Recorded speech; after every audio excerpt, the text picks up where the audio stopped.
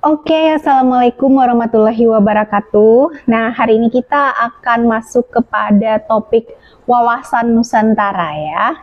Jadi sebenarnya apa sih itu wawasan Nusantara? Nah, istilah wawasan Nusantara sering sekali kita dengar dalam kehidupan sehari-hari. Nah, wawasan Nusantara itu sendiri apa sebenarnya?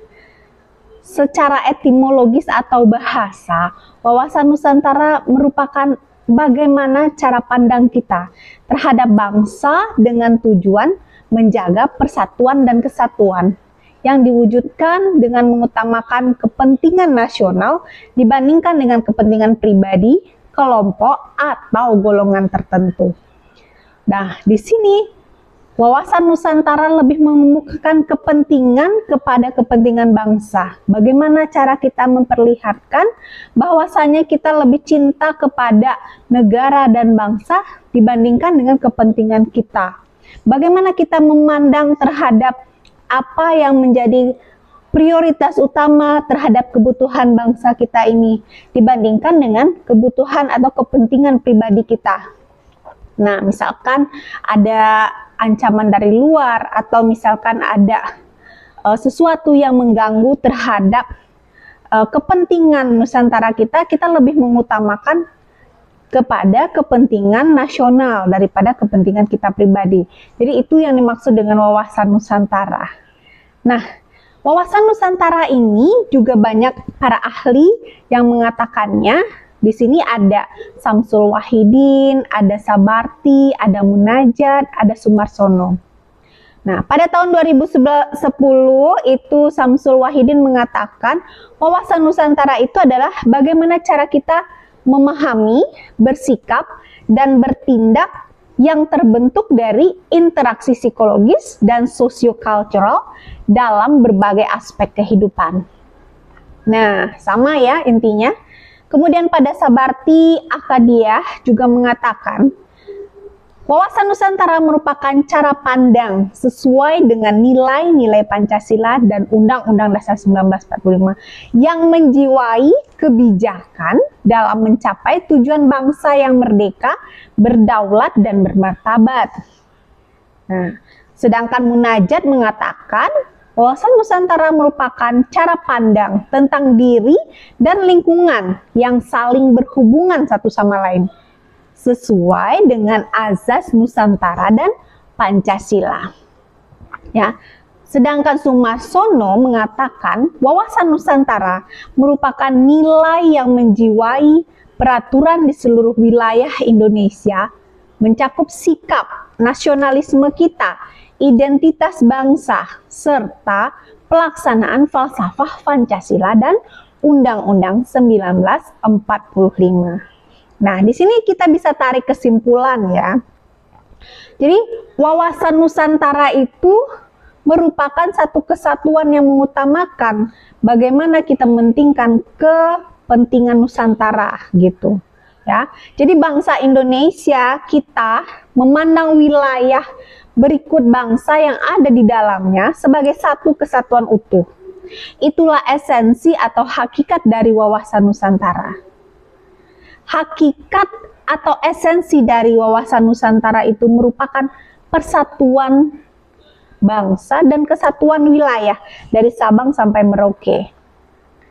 Nah, seperti yang telah dirumuskan juga ya dalam GBHN pada tahun 1998, wawasan Nusantara merupakan bagaimana cara pandang kita terhadap diri dan lingkungan. Ada diri dan lingkungan kita ya, dengan mengutamakan persatuan dan kesatuan bangsa, serta kesatuan wilayah dalam penyelenggaraan kehidupan bermasyarakat, berbangsa, dan bernegara.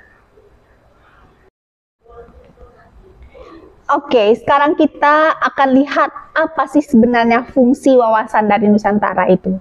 Nah, wawasan Nusantara itu berfungsi untuk mewujudkan nasionalisme yang tinggi di segala aspek kehidupan rakyat yang lebih mengutamakan kepentingan nasional dibandingkan dengan kepentingan individu, kelompok, golongan, suku, ataupun daerah. Ya, jadi seperti itu dia. Nah, di zaman era globalisasi pada saat sekarang ini, kita tahu bahwasanya kita punya wilayah yang cukup besar. Jadi ada banyak dinamika dan tantangan dalam wawasan Nusantara itu sendiri.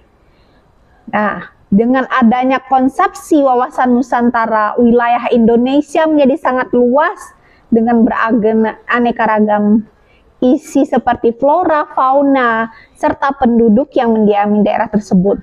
Namun demikian, konsepsi wawasan Nusantara juga mengajak seluruh warga negara untuk memandang keluasan wilayah dan keragaman yang ada di dalamnya sebagai satu kesatuan, yaitunya bangsa Indonesia. Ya, kehidupan politik, ekonomi, sosial, budaya, pertahanan dan keamanan dalam kehidupan bernegara merupakan satu kesatuan. Itu konsep utuhnya wawasan Nusantara. Luasnya wilayah Indonesia tentu memberikan tantangan bagi bangsa Indonesia untuk mengelolanya. Ya kan? Jadi hal ini dikarenakan luas wilayah yang memunculkan potensi ancaman dan sebaliknya memiliki potensi keunggulan dan kemanfaatan.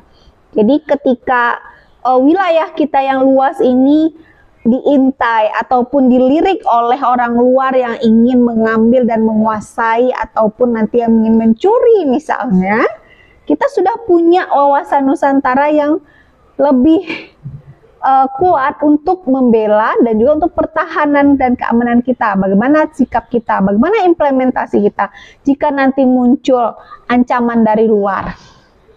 Nah, jadi wawasan Nusantara ini telah menjadi landasan visional bagi bangsa Indonesia sendiri guna memperkokoh kesatuan wilayah dan persatuan bangsa.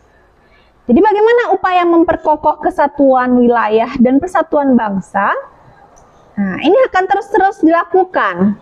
Hal ini dikarenakan visi dari hal tersebut dihadapkan pada dinamika kehidupan yang selalu berkembang dan tantangan yang berbeda sesuai dengan perubahan zaman. Nah, jadi dinamika yang berkembang itu misalnya, jika pada masa lalu penguasaan wilayah dilakukan dengan pendudukan militer, maka pada saat sekarang ini lebih ditekankan pada upaya perlindungan dan pelestarian alam misalnya di wilayah tersebut. Tantangan yang berubah misalnya adanya perubahan dari kejahatan konvensional menjadi kejahatan di dunia maya. Nah, saat sekarang ini cybercrime, nah kemudian penggunaan internet dan sebagainya macamnya nggak akan bisa dan hal tersebut akan memungkinkan peluang bagi orang-orang luar sana untuk mengusik wilayah kita yang kaya akan keanekaragaman ini. Nah, seperti cybercrime misalnya, berbagai macam cara dilakukan orang untuk mengganggu dan juga untuk melihat kesatuan wilayah kita gitu. Jadi ancaman seperti inilah yang akan kita bentengi dengan adanya wawasan Nusantara begitu. Nah, jadi di sini itu merupakan fungsi dari wawasan Nusantara. Jadi itu pentingnya bahwa kita harus punya wawasan Nusantara. Nah, sekarang kita lihat lagi bagaimana implementasi wawasan Nusantara itu sendiri, ya.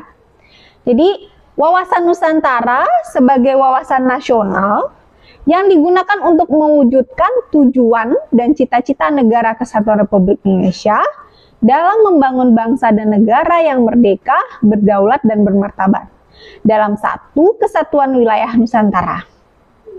Nah, di sini wawasan Nusantara memberikan pedoman dan pencapaian tujuan nasional yang sudah dirumuskan dalam pembukaan Undang-Undang Dasar 1945. Jadi, nanti apa yang bisa kita lakukan sebagai warga negara dalam hal mengimplementasikan wawasan Nusantara di berbagai bidang? Misalnya, yang pertama, implementasinya bisa kita lakukan di bidang pertahanan dan keamanan, di bidang politik, bidang ekonomi, dan sosial budaya. Nah, apa tindakan yang dapat kita lakukan dalam hal mengimplementasikan wawasan Nusantara di bidang pertahanan dan keamanan. Nah, misal yang pertama ya, bahwa ancaman terhadap satu pulau atau satu daerah pada hakikatnya merupakan ancaman terhadap seluruh bangsa dan negara. Misalnya ada pulau terluar kita, ada pulau yang berbatasan dengan negara lain misalnya, kemudian melewati zona ekonomi eksklusif kita, melewati batas laut ZEE kita misalnya. Itu ancaman kekayaan kita yang dicuri.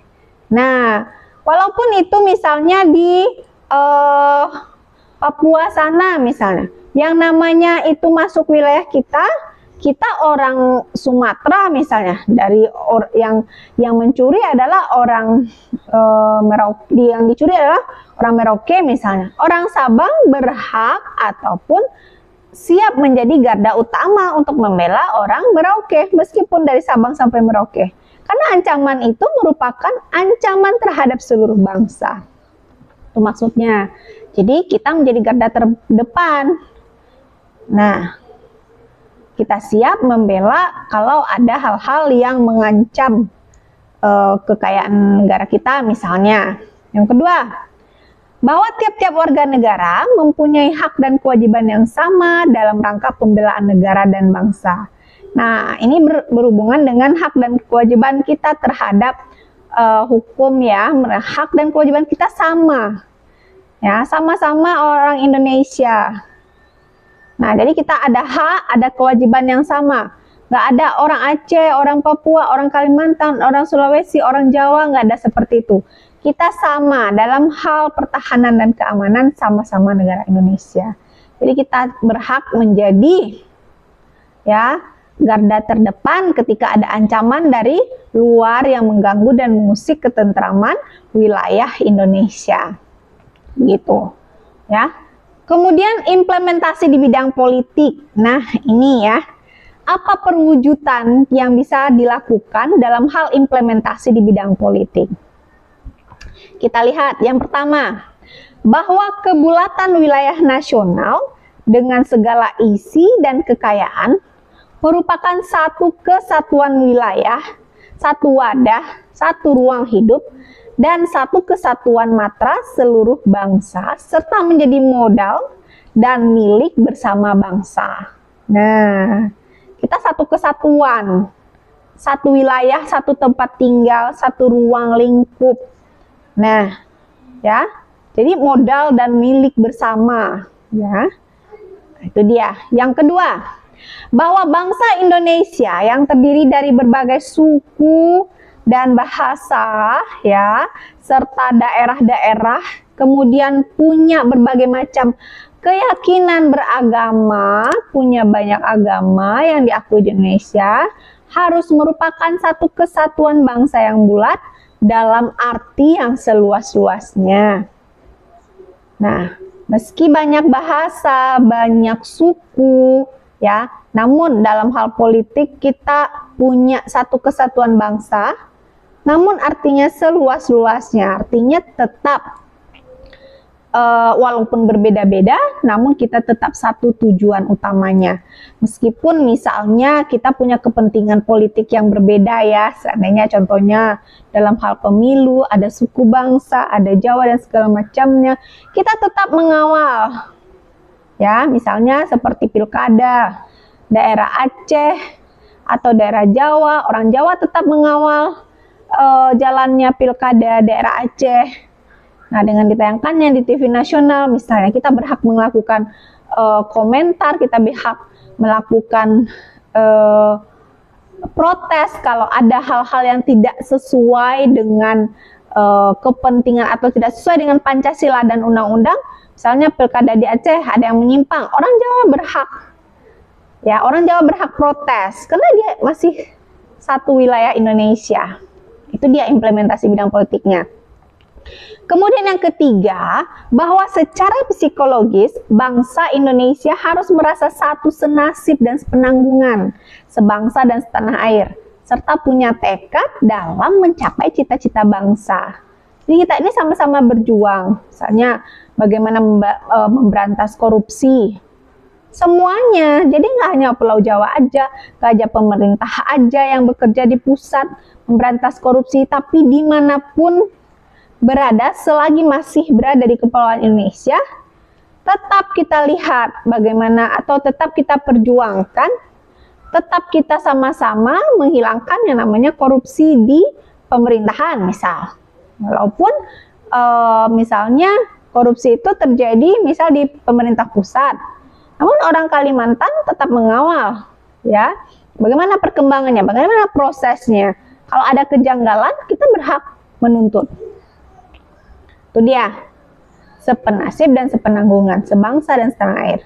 Yang keempat, bahwa Pancasila adalah satu-satunya falsafah serta ideologi bangsa dan negara yang melandasi, membimbing, mengarahkan bangsa menuju tujuannya.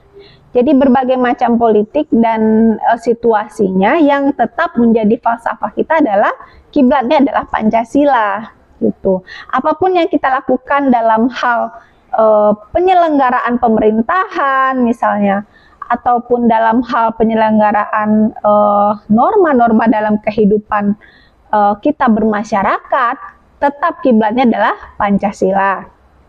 Yang kelima, bahwa kehidupan politik di seluruh wilayah Nusantara merupakan satu kesatuan politik yang diselenggarakan berdasarkan Pancasila dan undang-undang.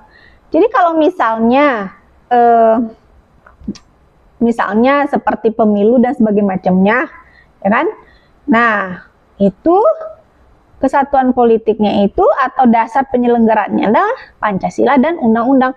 Ada pasal yang mengatur tata caranya, kemudian ada pasal-pasal dan ada aturan-aturan yang mengawal tentang penyelenggaraan pemilu tersebut misalnya. Jadi itu implementasinya di bidang politik, ya.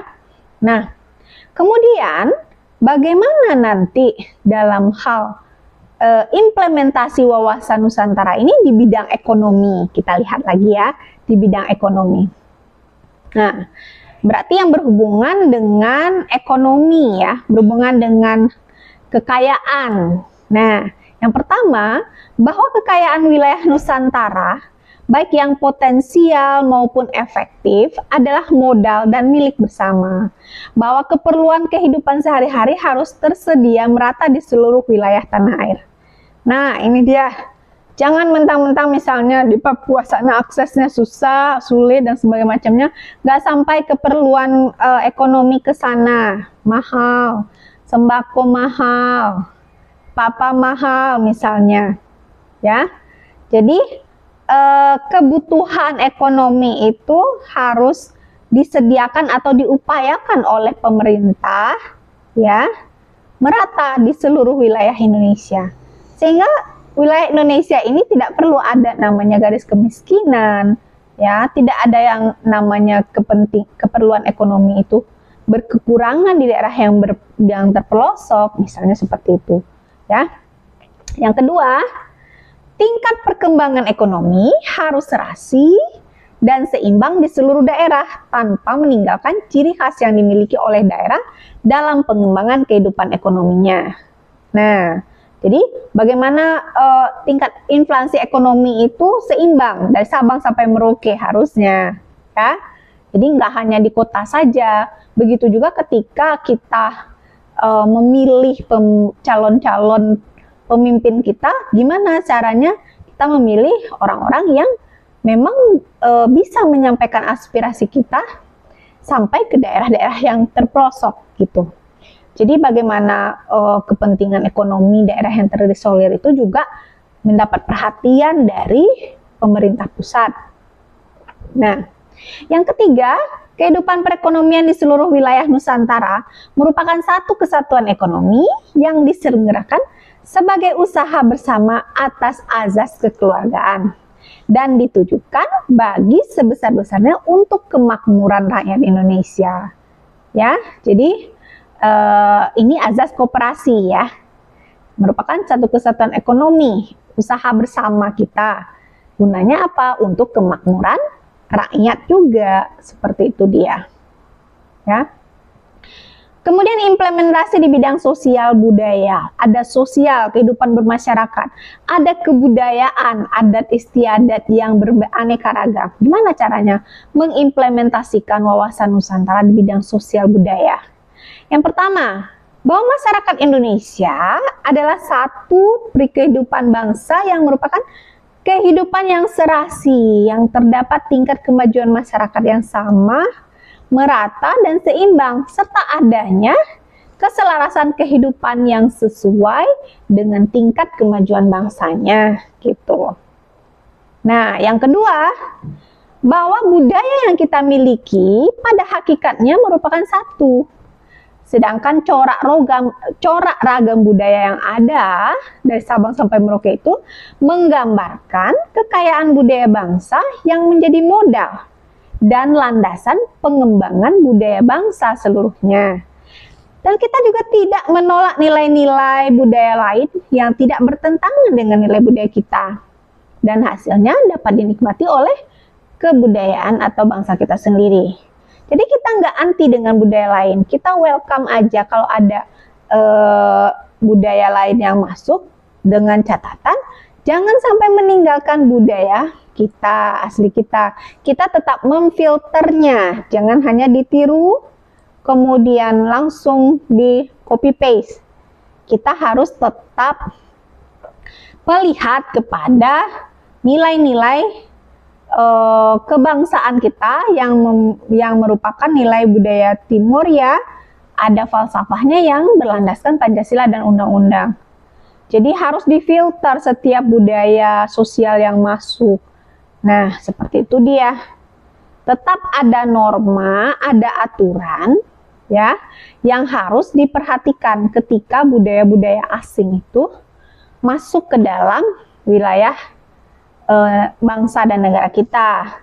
Jika ada hal-hal yang menyimpang misalnya nih ya, yang tidak sesuai dengan norma atau falsafah hidup kita atau kebiasaan dan pola budaya yang ada di Indonesia, ya kita berhak menentangnya. Semisal di budaya luar itu ada yang namanya LGBT, misalnya ada pergaulan bebas, ada misalnya